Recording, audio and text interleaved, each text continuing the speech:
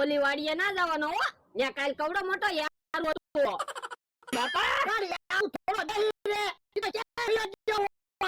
ના એના મને તો યારની બીક લાગે. તમે જાઓ ઓલી વાડીએ આંટો મારી આવો. તું તો બીકણ્યો જ રહ્યો. આ તો પણ તમે જાવ ને હમણાં ખબર પડે. હમણાં જાવ. હે આવું છે. ઓ બાપા હા ઓઈડમાં યારું ગયો. તું જાતો ધ્યાન રાખતો. ઓઈડમાં યારું ક્યાં જાય? ના રે ના મને તો યારની બહુ બીક લાગે.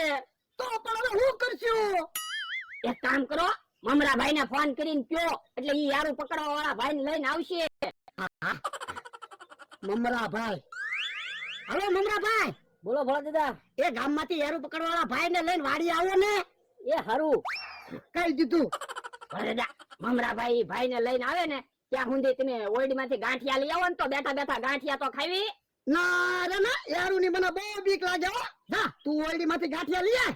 તમે તો હમણાં કહેતા હતા ને યારું થોડો એક જગ્યાએ બેહી રે તો તમે હું કેમ બીવો. તો તોય હું ઓરડી માં નથી જવાનો.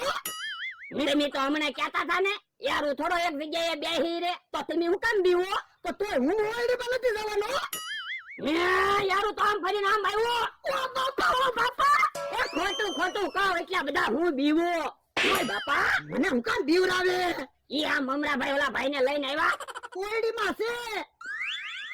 હે મમરાભાઈ ઈ ભાઈ યારું પકડી લે હે ને. હા યા ઈ યારું પકડવાનો ધંધો કરે. હે મમરાભાઈ કેટલા પૈસા લે?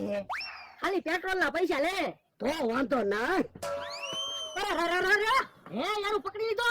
યારું નથી પકડ્યો મકોડા કરડી ગયા. જો બોલો તમે મકોડા થી બીવો તો યારું કેમ પકડશો? મને યારું પકડવાની પ્રેક્ટિસ છે મકોડા પકડવાની પ્રેક્ટિસ નથી. તો પણ અમારે યારું જ પકડવાનો છે. મકોડા તમ તારે ભલે નહીં રહ્યા. તમે ઓયડી તો ચાપ રાખતા હોય અંદર